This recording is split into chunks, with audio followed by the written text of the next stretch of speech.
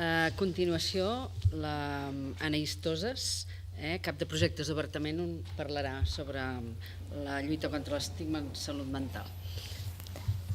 Sí, no sé si sí, perfecte. Primer de tot, moltes gràcies per haver-nos convidat i per considerar que Obertament tenia alguna cosa a aportar i donar-nos l'oportunitat, i moltes gràcies sobretot per totes les persones que han organitzat aquesta primera jornada i endavant, perquè jo crec que serà la primera de moltes que vindran. No sé si ens coneixeu, jo el que he vingut intentaré ser molt ràpida perquè sé que hi ha molt poc temps i a més l'interessant és poder-ne parlar després. No sé si voleu que vagi allà i cliqui jo? Vols que t'ho passem? Sí? Sí, a més tinc les dues, perfecte.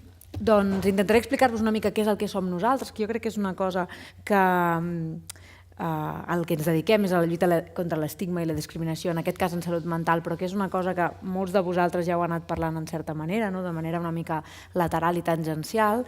Doncs nosaltres, com que precisament és una cosa que és molt comuna en moltes lluites, en moltes reivindicacions, nosaltres ens concentrarem en els temes de salut mental, però perquè veieu una mica que podem ser un projecte germà o que pot tenir molts germans en molts altres àmbits, no? Però per entrar en matèria, comencem, si voleu. Nosaltres som una aliança. Nosaltres qui som?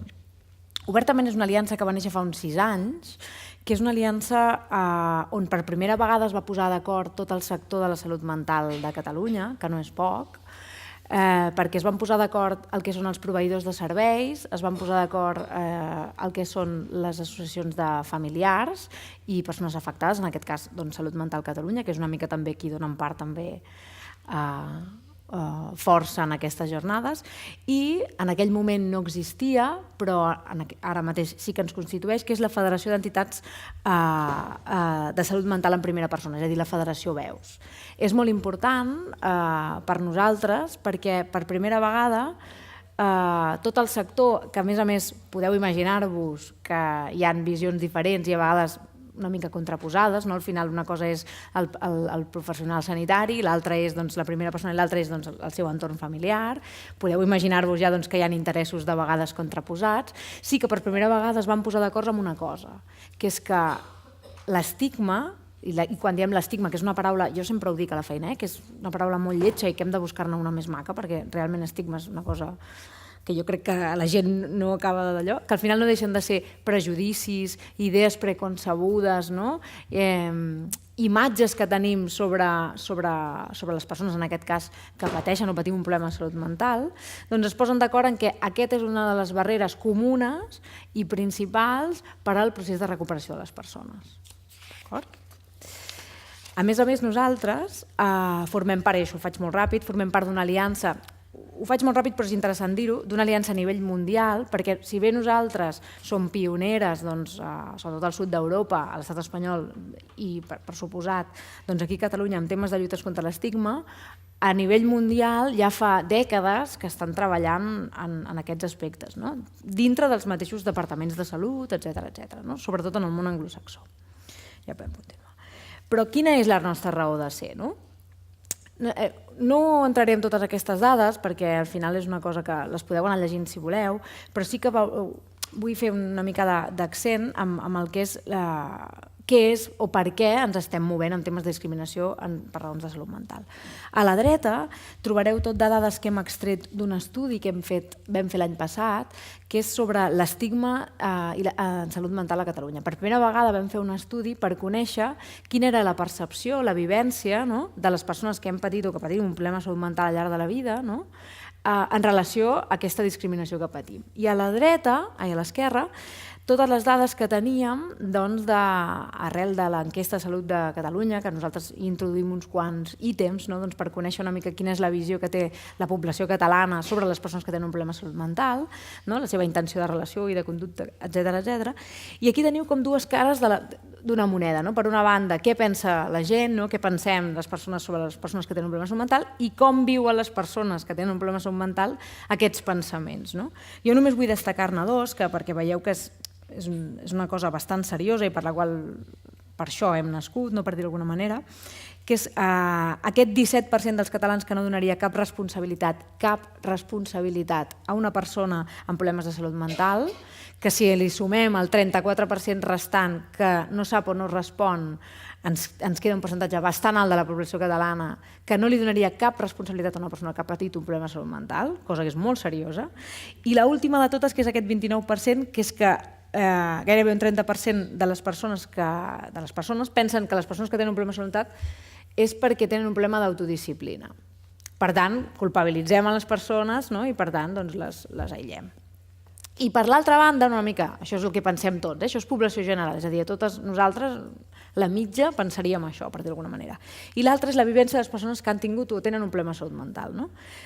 Importantíssima, la primera, el 80% de les persones amb un trastorn de salut mental manifesta haver estat injustament tractada en algun àmbit de la seva vida. Això és molt greu. O sigui, que les persones que tenen un trastorn mental, pel fet de tenir-la, hagin estat discriminades i s'hagin sentit rebutjades, és molt greu.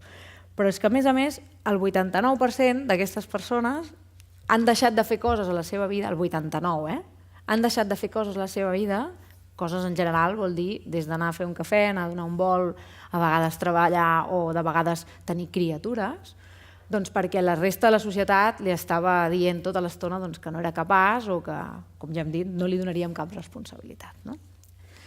Posat aquest marc així molt ràpid, parlarem una mica del que us he dit. Per què l'estigma és una barrera a la recuperació? La principal barrera a la recuperació. Doncs perquè l'estigma, que al final no deixa de ser aquestes idees preconcebudes que tenim i que són reals o imaginàries sobre les persones que tenen un trastorn de salut mental, el que fa és que, com que tenim aquesta percepció negativa, les discriminem. No, tu no pots fer, no, tu no pots actuar, i es crea aquest ells versus nosaltres. És a dir, hi ha les persones malaltes de salut mental i nosaltres, per tant, discriminem. Això que acaba provocant sempre, finalment, l'exclusió. Si nosaltres fem ells i nosaltres, al final el que fem és excloure'ls. I aquesta exclusió, precisament, és la que acaba comportant més estigma. Amb la qual cosa tenim un cercle viciós aquí del qual és molt difícil sortir i del qual sovint, i ho sabem perquè nosaltres som un projecte que treballem basats en evidència, una mica com deia abans el doctor, que és important treballar basats en evidència, és a dir, fer investigació per saber si és així, l'estigma és la barrera principal en el procés de recuperació de les persones. És a dir, i moltes persones amb qui nosaltres treballem i amb qui nosaltres col·laborem sempre ens parlen que sempre ha sigut molt pitjor la vivència estigmatitzadora, el rebuig, l'aïllament, la soledat, que no pas la pròpia malaltia en si. I ara us explicaré molt ràpidament, quines són les coses amb què ens enfoquem, per dir-ho d'alguna manera. Obertament, com que som una aliança i per tant tenim un munt de persones treballant amb nosaltres i que ens ajuden a definir en què ens hem d'enfocar, l'any passat vam fer un pla estratègic on vam definir dues grans coses. Que ens dedicaríem més als territoris, és a dir, que per lluitar contra l'estigma el que havíem de fer era que cada territori, per exemple Sabadell, s'apoderi i es faci seva la lluita contra l'estigma i la treballi des d'aquí, amb la gent d'aquí i amb els col·lectius d'aquí. I per altra banda, que ens havíem d'enfocar en 4 col·lectius diana. L'estudi aquest que us he explicat abans sobre la percepció de l'estigma, de les persones que tenen un problema de salut mental, ens va ajudar molt a definir en quins col·lectius ens havíem de focalitzar. Perquè, esclar, d'estigma i discriminació n'hi ha a tot arreu, i per tant ens havíem de focalitzar perquè en realitat som una organització que som 8 persones, som poquets. I què vam sortir? Va sortir que ens centraríem en els mitjans de comunicació, importantíssim el paper dels mitjans de comunicació a l'hora d'altaveu i fixació d'idees, i per tant importantíssima la seva col·laboració per tal de promoure visions en positiu, visions molt més rigoroses, molt més de veritat sobre la vivència, en aquest cas de trastorn mental, però també amb altres coses.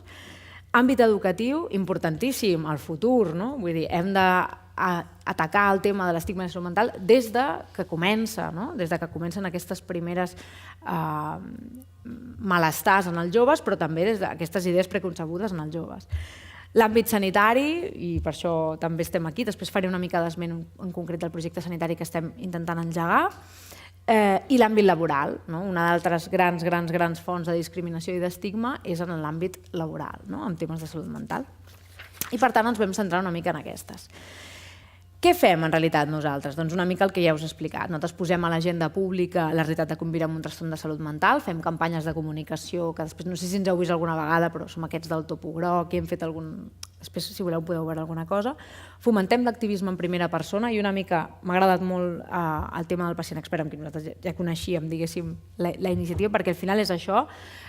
Històricament, sobretot en el món de la salut mental, hem vist, ho comentàvem abans amb la Iolanda, que hi ha hagut una evolució en els últims anys molt gran. O sigui, penseu que venim de lo que són els psiquiàtrics, d'acord? O sigui, els manicomis, o sigui, un entorn totalment horroritzador, amb una experiència per les persones i pels seus familiars i socialment d'apartheid directament, o sigui, de terror, una experiència terrorífica. Després hem anat evolucionant cap al que són els centres més oberts, després hem anat evolucionant cap al que poden ser els clubs socials, cap a l'oci, i al final hem d'anar acabant a petar el que sigui la primera persona la que sigui protagonista d'aquest canvi. O sigui, de què parli el metge a què parli el familiar, al final què ha de passar? Que parli la primera persona, que és una mica en relació i molt vinculat amb el que comentava el Sergi i que comentava la Lídia. I per tant, nosaltres el que fem és fomentar això. I com ho fem? Doncs fem formacions, fem acompanyaments, fem força i capacitació i donem totes les eines necessàries perquè sigui la primera persona qui surti al davant de totes les lluites. Entre altres coses, al davant dels mitjans de comunicació. És a dir, nosaltres comptem amb tota una sèrie d'una xarxa bastant extensa de portaveus que són en primera persona, que són quan nosaltres ens truca TV3 o ens truca Telecinco o qui sigui que ens hagi de trucar, nosaltres en comptes de portar un psiquiatre, amb tot respecte pels psiquiatres, pels psicòlegs, etc., el que fem és nosaltres portem la primera persona, perquè al final, si ho comparem amb altres coses, us imagineu que algú que li han de preguntar sobre el càncer i de com es troba i de com es fa sentir, no sé què, vagi al metge a explicar-li, pot anar una persona que té càncer, explicar quina és la seva vivència. Després el que fem és creem metodologia antiestigma. Nosaltres, com que estem basats en evidència, és a dir, que formem part d'aquesta xarxa a nivell mundial, que tot el que fem és estudis per intentar conèixer quina és la manera més efectiva per trencar aquest estigma, el que fem és promoure els projectes que sabem que funcionen perquè s'apliquin a diferents llocs, en prioritat en aquests que hem dit, els mitjans de comunicació, la sanitat, el mercat laboral i el projecte en l'àmbit educatiu. Si voleu, després hi puc entrar més en això. I finalment el que fem és acompanyar entitats locals, perquè com que creiem, el que us he dit abans, que la lluita contra l'estigma i qualsevol altra intervenció s'ha de fer des del món local i amb les persones d'aquell poble, d'aquella ciutat o d'aquella vila i no des d'algú que ve de Barcelona o de Madrid o de Valladolid, doncs el que fem és acompanyar aquestes entitats perquè siguin elles. Faig un repàs molt ràpid i si no em queda temps, és que ningú no m'està dient, jo vaig tirant. Doncs faig un repàs molt ràpid d'aquests punts que he tractat només perquè els veieu. Primera, posem a l'agenda pública les campanyes. Perfecte. A l'agenda pública. I una de les coses que fem és el tema de les campanyes. Aquestes són les 4 campanyes que hem fet durant aquests primers anys. Com que ja us he dit que col·laborem amb l'enquesta de Salut de Catalunya i per tant hi posem unes preguntes i tal, sabem que el 12% de la població catalana reconeix la campanya. I això sembla com, molt bé, no ens interessa per res. Molt bé, sí que ens interessa, perquè aquest 12% que reconeix la campanya demostrem que les persones que se'n recorden d'aquesta campanya demostren millors actituds vers les persones que tenen un problema de salut mental, el qual vol dir que fer campanyes millora que les persones tinguin una millor receptivitat i menys prejudicis vers les persones que tenen un problema de salut mental. Seguim, si voleu. Fomentem l'activisme en primera persona. No sé si hi ha temps, però si hi hagués temps us podem passar un vídeo una mica perquè veieu quina és la vivència i com, és un vídeo molt curtet, de com funciona el tema de l'activisme en primera persona, però sí que us podem dir que ja hem format en tots aquests 3 o 4 anys de formació d'activistes, en aquest cas nosaltres parlem d'activistes en salut mental, més de 200 persones que estan arreu dels territoris treballant i lluitant en primera persona contra l'estigma, que això ha provocat que haguem tingut més de 250 entrevistes a aquestes persones als mitjans de comunicació. Hem estat a diferents universitats i hem sensibilitzat a més de 4.000 estudiants i a més hem generat més de 400 converses al carrer. Al final nosaltres també promovem que hi hagin accions al carrer, una mica com el de la fira d'avui, doncs també, i que es promogui el parlar de salut mental, que al final és una cosa molt simple però a la vegada molt complicada. El tema de crear metodologia antiestigma, el que us deia, aquí són diferents exemples, accions a les universitats, accions amb periodistes, accions amb carrer. No entro perquè prefereixo que em pregunteu si després us interessa alguna cosa. Acompanyem entitats locals, això és una cosa molt interessant perquè és una cosa que hem començat a engegar a finals de l'any passat i a principis d'aquest, que és que hem creat una cosa i que estem començant a treballar a Granollers, a Urgell, Segarra i al Berguedà, que és que hem fet, o el que hem anomenat, els plans locals antiestigma. Per què hem fet això? Perquè el que tenim clar és que la lluita contra l'estigma en salut mental no es fa només en el marc de la salut mental, sinó que hem d'implicar tota la societat, una mica el que dèiem.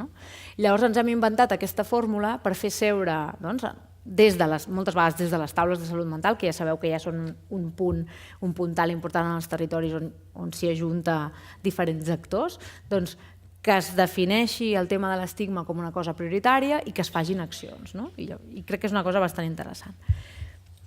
I després, finalment, en temes d'intervenció per àmbits, només explicar-vos una miqueta quins són els projectes que estem engegant o que engegarem pròximament.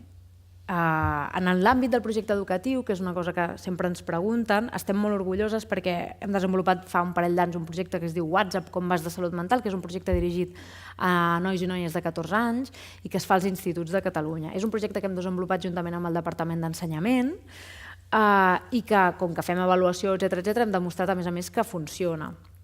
És a dir, que els nois i les noies, 6 mesos després d'haver passat per aquesta experiència, tenen millors actituds i comportaments vers les persones que tenen un trastorn de salut mental, que és el nostre objectiu, al final, canviar les actituds i els comportaments de les persones, perquè no facin mal a altres persones. En aquest projecte vam començar amb 5 centres, aquest any ja estem en 25 i l'any que ve ja estem a 60 centres. Però l'objectiu del departament, i també del nostre, és que això s'extengui a tots els instituts de Catalunya, amb la qual cosa és molt bona notícia. El projecte d'intervenció mitjans, tenim un observatori on analitzem una mica quines són el tractament que fan des dels mitjans de comunicació sobre la salut mental. No entro perquè són bastantes coses. I el projecte de l'àmbit laboral que començarem a partir del setembre i el projecte de l'àmbit sanitari. Com que és una taula que jo crec que és interessant abordar el tema de l'àmbit sanitari, us explico una miqueta i acabo. Sí. Com funcionarà. Per què? Perquè és un projecte que nosaltres, en comptes de fer una mica la lògica que teníem històricament, jo crec que qualsevol entitat, fins i tot organitzacions, associacions, etcètera, que és pensar una idea de projecte i llançar-lo i anar a buscar socis, nosaltres hem pensat una mica al revés. Hem dit, saps què farem? Si volem intervenir a fer un projecte per canviar les actituds i comportaments, això que dèiem, dels professionals sanitaris, en aquest cas d'atenció primària, i que sigui una cosa que es quedi, potser el que hem de fer és implicar els professionals d'atenció primària d'entrada. I si a més volem fer que sigui una cosa que realment serveixi per les primeres persones, potser el que hem de fer és incloure les primeres persones. I per tant el que hem fet és generar un procés de cocreació que començarem de fet dijous vinent, on hi haurà professionals sanitaris de l'àmbit de l'atenció primària, persones en primera persona i nosaltres, i tots tres, amb el saber de cadascú, dissenyarem un projecte d'intervenció en l'àmbit sanitari d'atenció primària.